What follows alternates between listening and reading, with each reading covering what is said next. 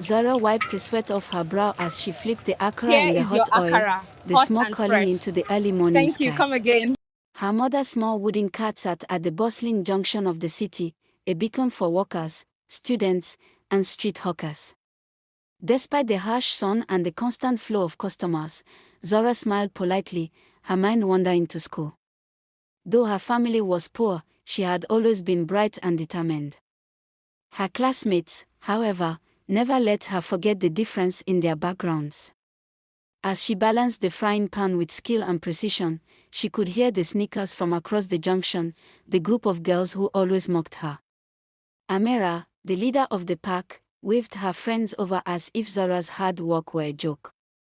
Akara seller Akara thinks girl she thought can she would study study abroad. Amira scoffed loudly, drawing laughter from her friends. Zara kept her head low, gripping the wooden spatula tighter, her heart aching but her spirit unbroken. At school, the announcement of the annual academic competition caused a flutter of excitement. The scholarship promised a life-changing opportunity abroad for the winner. Zara's heart leapt, but reality soon weighed her down. There was a registration fee, and her mother could not afford it. Zara, leave it, her mother said gently, worry lines etched deep on her face. We don't have money for this. It's not meant for us. But Zara's determination burned brighter than her mother's doubts.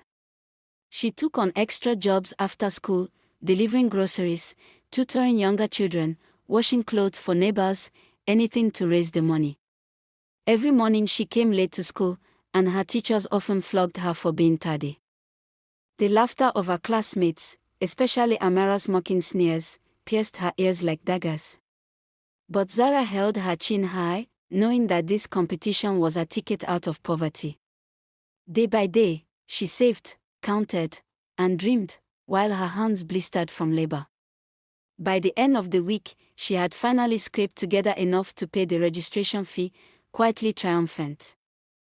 When the list of registered participants was posted on the school notice board, Zara's heart skipped a beat. There it was, her name, in crisp black ink, amidst dozens of others.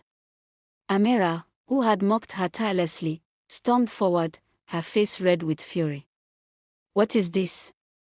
How did you even register? She demanded, glaring at Zara as if her very existence was an insult. You can't win this. You're just a street hawker. Zara met her eyes calmly, saying nothing, though a flicker of satisfaction warmed her chest. She knew that she had worked hard for this, that every sleepless night and every blister was worth this moment.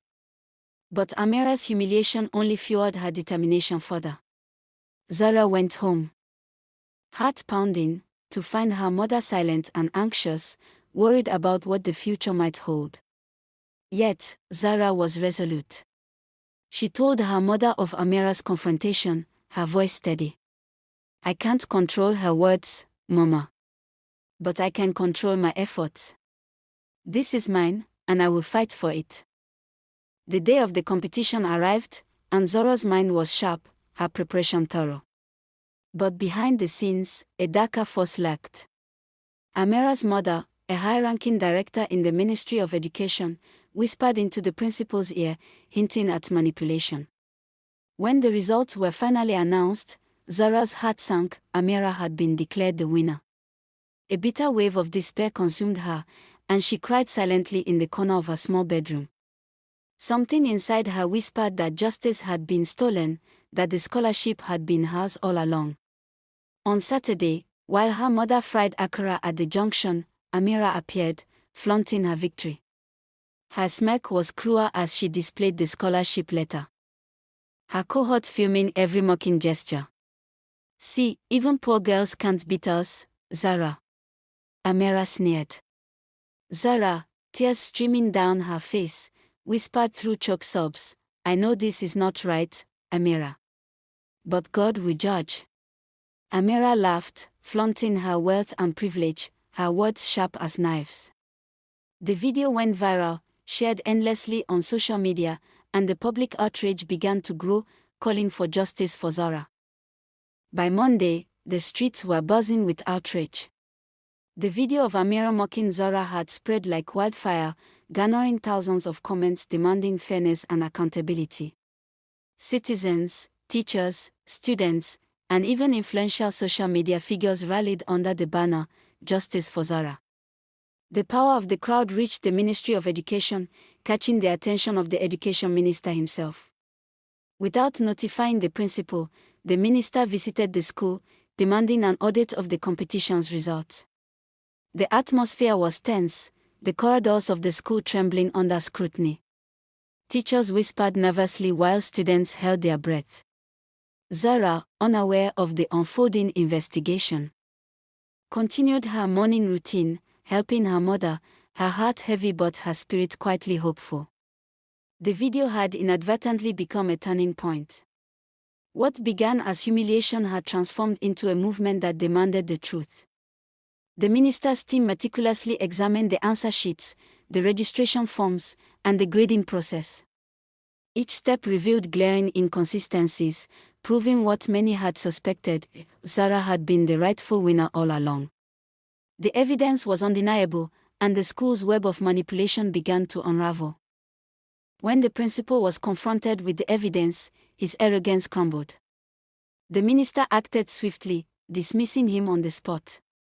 Amira and her accomplices were expelled, while her mother, whose influence had initially tried to bend the results, was sacked from her director position at the ministry. The news traveled fast, reaching Zara and her mother, who were still tending to their small Akara cat.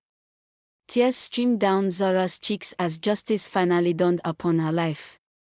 Her dreams, long delayed by poverty and malice, were now within reach. The scholarship, the one that had seemed so impossible, was finally hers. The community celebrated her resilience, praising her intelligence, diligence, and unwavering faith. What had started as ridicule at a busy city junction had transformed into a powerful lesson in perseverance and divine justice.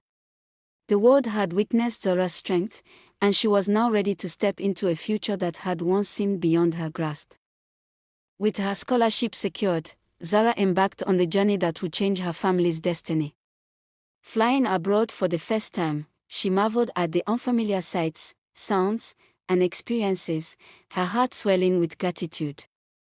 She threw herself into her studies, determined to honor the opportunity that had been wrongfully denied to her. Late nights were spent poring over textbooks, early mornings in the lab, and weekends in practical training.